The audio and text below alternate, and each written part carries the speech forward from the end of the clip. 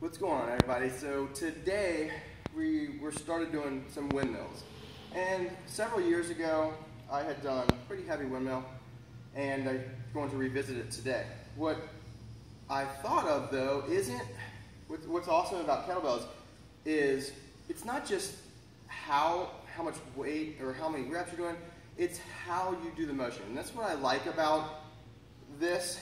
So say I'm here by myself and my cameraman just will not help me whatsoever get these weights up. So what I'm going to try to do is the bottom of the windmill is going to be a double hold, okay? So now how am I supposed to, I'm going to try to figure out, like in real world, how am I going to get this weight up safely? How am I going to get 106 pounds over my head while I have two 60-pound kettlebells at the bottom?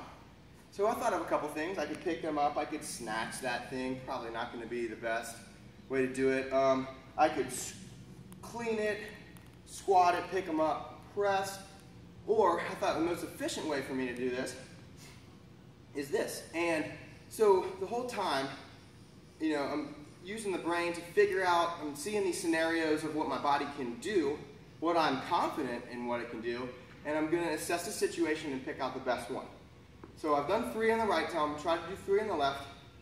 I've come up with this, that I'm going to pick the bells up.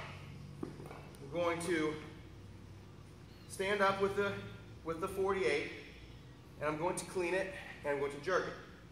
So, pick them up.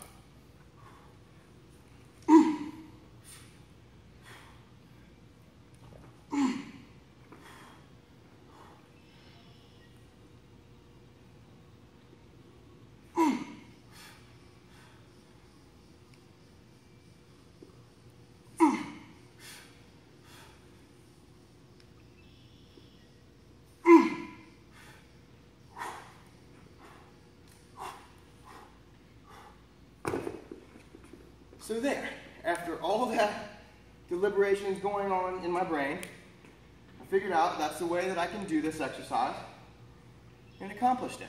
So it's 122 pounds, 106, so 228, is that right? 228 pound windmill, and as you notice, I'm not bending at the vertebrae. It was all in through the hips.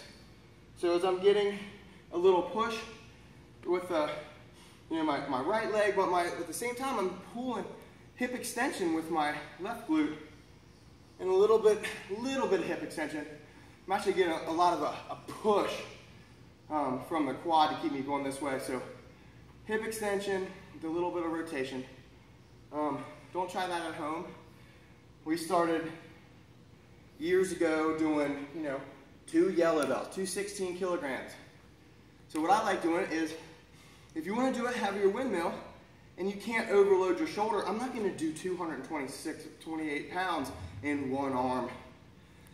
The risk versus the reward for my shoulder just isn't there for me.